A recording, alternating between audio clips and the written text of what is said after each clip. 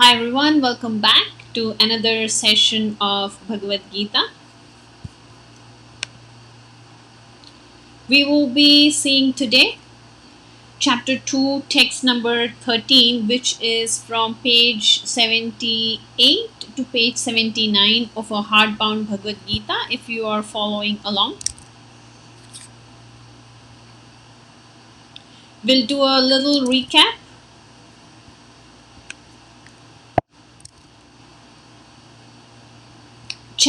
Last time we saw chapter 2, text 12, and chapter 2 of text 12 is Krishna says to Arjuna, "There will never be a time that you did not exist, I did not exist, or any of these kings did not exist, or neither that they will not exist in the future." Meaning, Krishna is saying, we all existed before we entered into this body, and we will all continue to exist after we leave this body as our soul. We saw Krishna is the maintainer. He's maintaining us. He's maintaining our health. He's maintaining our job situation. He's maintaining our family situation. He is the maintainer. We saw we are individual persons. Krishna is a person and we are also individual persons. And our individuality, some Mayavada school thought says, after we leave this body, we are not individuals. And Krishna is claiming in Bhagavad Gita that is not true. And Krishna is saying the individuality is spiritual. Meaning, after I leave this body, I still remain an individual. I don't merge into something. And how do I understand this point? We saw application point number 3 in our last session. We said, in order to understand Bhagavad Gita, or this concept that Krishna is explaining, that individuality is spiritual, we can understand this by taking association. Like we take association of people who know computers to learn computers. We go to a computer school, we get our graduation, post graduation there. Similarly, somebody who wants to have a medical degree, they take association of people who are proficient in that sphere of life, and then by their association they become proficient also. So if you want to learn the science of Bhagavad Gita, we should take association of people who are expert in this science, and by their association we may also learn and become be able to practice that in our own lives. Agenda for today is we will see chapter 2, text number 13. We will see the concept of changing bodies. Who is a sober man? Krishna and living entity is not on the same level. The same discussion we saw last time, we will take it a little forward. Krishna is taking it a little forward in text 13 of chapter 2. We'll start with prayers. Om Ajnanatirmirandasya Jnananjana Shalakaya Chakshurunmilitam Yena Tasmai Shri Guruve Namaha. I offer my respectful obeisances unto my spiritual master, who, with the torchlight of knowledge, has opened my eyes which were blinded by the darkness of ignorance. Hare Krishna, Krishna Krishna, Hare Hare, Hare Rama, Rama Rama, Hare Hare. My dear Lord, in the spiritual energy of the Lord, kindly engage me in your service. I am now embarrassed with this material service. Please engage me in your service. Chapter 2, text number 13. The translation reads, as the embodied soul continuously passes in this body from boyhood to youth to old age, the soul similarly passes into another body at death. A sober person is not bewildered by such a change. And we will see this in the coming slides. Krishna is saying that we pass, our soul never changes. We, soul, we are passing and our body is growing, although the soul that resides in the body is the same. And we are the soul, we are not the body. So, in actuality, we are the same. And our body is changing. And at one point in time, the soul has to leave the body. The event is called death. And Krishna is saying a sober person is not bewildered by such an event. This is a picture of changing bodies. It's a diorama. And if you see, this is showing a big picture of life. We all take birth. We have a very tiny body when we take birth. And slowly we grow into youth. We become an adult. We get married. We have children. And slowly the body dwindles. And one day the soul has to leave the body because the body is no longer fit for the soul to reside. And this picture is depicting human life. This is the life cycle we go through. Each one of us goes through. Here is another picture of changing bodies. Krishna is saying in this text number 13, we are all individual souls. And we are changing body every moment. So there are some scientific study that has proved that our whole bodily system undergoes change every moment, and that is how the body is growing. And so basically the body is changing every minute, but then the change is so minute that we cannot observe or we cannot make it out.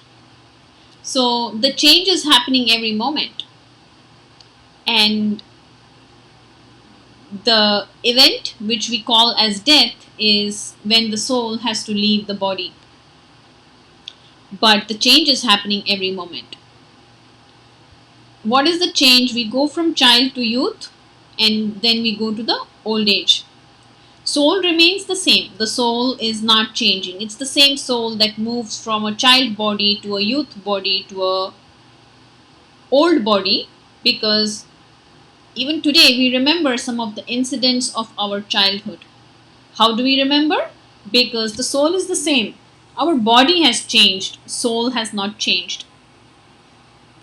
And the final change is death. We can get another body, either spiritual or material. So when we leave this body, we either get a spiritual body or we get a material body. And so Krishna is saying there is no cause for lamentation. Like he says elsewhere, we put on fresh clothes every day, and at the end of the day, since the clothes get dirty, we take off those clothes and put on fresh clothes again. So when we are taking off the old clothes, we don't lament. Similarly, when we leave this body, we are going to take another body, and thus Krishna is saying there is no need for lamentation. Same principle Krishna is applying to help Arjuna understand that if you kill Bhishma and Drona, they will get new bodies. And why are you lamenting?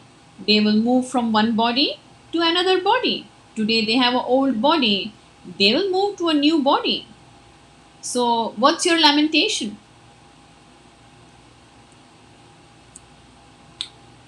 Krishna is further saying, who is a dhira? A dhira is a sober man. We saw last session that knowledge is to know matter and spirit side by side. If I know only matter, it's not complete knowledge. If I know only spirit, it's not complete knowledge.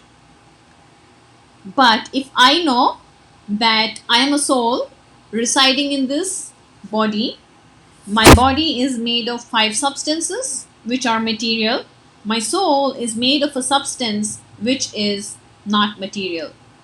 So that is complete knowledge. I know the body, I know the soul. That is complete knowledge. And then one who knows constitution of individual soul, super soul, and nature. What kind of nature? There is a material nature and there is a spiritual nature. So someone who knows this is body, the body deteriorates, soul is existing even after the body deteriorates, soul existed even before it entered this body. Krishna says he is a sober man. So if I know the complete constitution of my body, that I have a material body and the material body functions because there is a soul that resides in the body. The day the soul leaves the body, my body stops to function. So if I look at myself as a combination of spirit and matter, then that knowledge is complete knowledge. And Krishna is saying a person who has such a complete knowledge is a sober man, and such a sober man is not deluded by the change of body.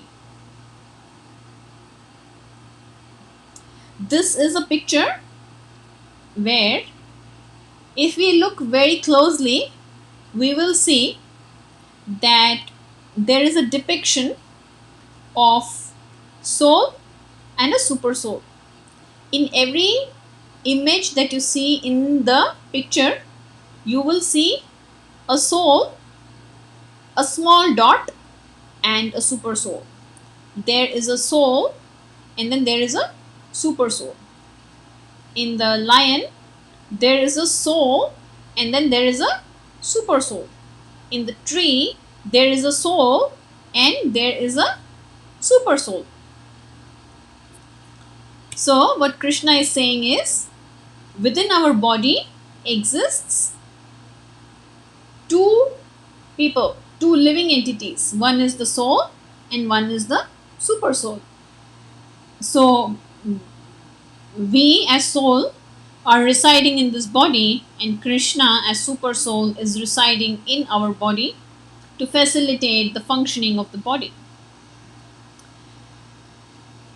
Krishna and living entity is not on the same level. Super soul, who is present in every living entity, is different from individual living entity. So the previous picture we saw had two personalities residing in our body. One is the soul and one is the super soul. And Krishna is saying super soul is different from the soul. How? Here the example is given. The individual fragmental soul is represented by Arjuna and the supreme soul is represented by Krishna. In the purport of chapter 2, text number 13, Prabhupada says, in the sky you will see the stars, the moon, and the sun. The sun and the moon are like Krishna. The stars are the tiny living entities. So there is a difference between the star and the moon. Similarly, there is a difference between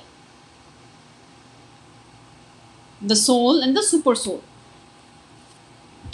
They are not on the same level. If the soul and the super soul are on the same level, if Krishna and Arjuna are on the same level, then the Bhagavad Gita loses its purpose, because Krishna is the teacher and Arjuna is the student, Arjuna is learning the knowledge from Krishna, who is the supreme teacher, the absolute truth. He knows everything about the creation because he created the creation, and Arjuna is learning from him. Arjuna is part of his creation, and Krishna is helping Arjuna understand why creation, how did he create, and what Arjuna is supposed to do in that creation. So, Krishna and Arjuna are not on the same level. Soul and the super soul are not on the same level. Then, what is the difference? The difference is we as soul are in the body trying to enjoy the body, and Krishna is the facilitator, the observer, and the sanctioner. He is looking at our desires and he is sanctioning our desires. So, Krishna's function is different than the function of the individual living entity. Before we wrap up, we will emphasize the application point number 1. Application point number 1 is chanting the holy name. In order to understand the science of Bhagavad Gita, which Krishna is explaining to us by the medium of Arjuna, we will understand this when we have love for Krishna in our heart, and by chanting this Maha Mantra, Hare Krishna, Krishna Krishna, Hare Hare, Hare Rama, Rama Rama, Hare Hare. We are calling out to Krishna to help us to understand his instruction. That is the call of this mantra.